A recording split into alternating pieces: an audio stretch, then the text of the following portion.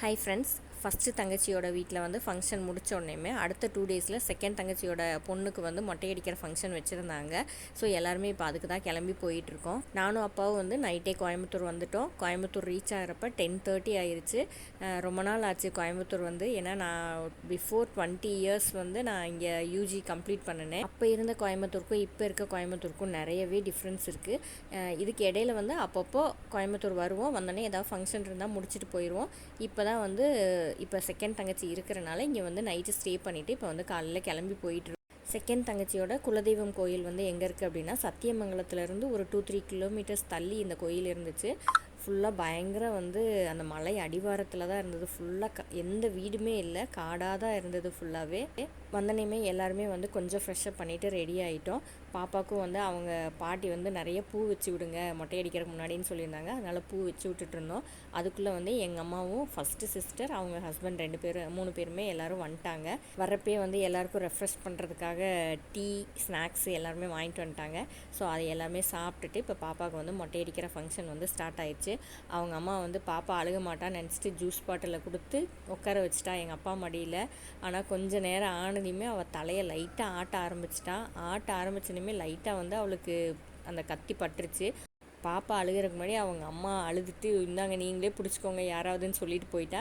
அதுக்கப்புறம் நானும் தங்கச்சி மற்ற எல்லாரும் சேர்ந்து சரி பாப்பாவை வந்து பிடிச்சிருந்தோம்.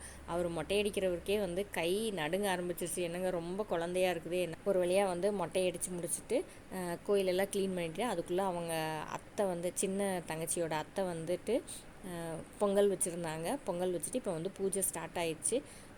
கோயில் வந்து ரொம்பவே அமைதியாக இருக்குது. அவ்வளோ ஒரு நிசப்தமான அமைதி.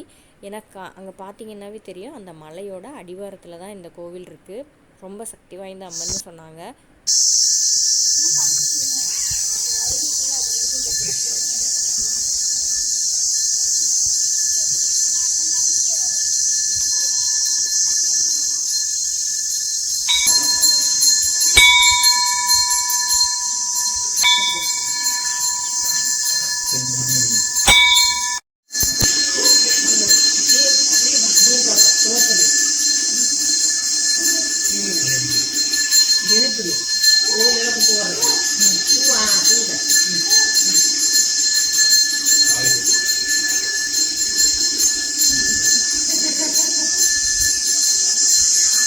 எல்லாருமே நல்லபடியாக சாமி கும்பிட்டுட்டு கிளம்ப ஆரம்பித்தாச்சு.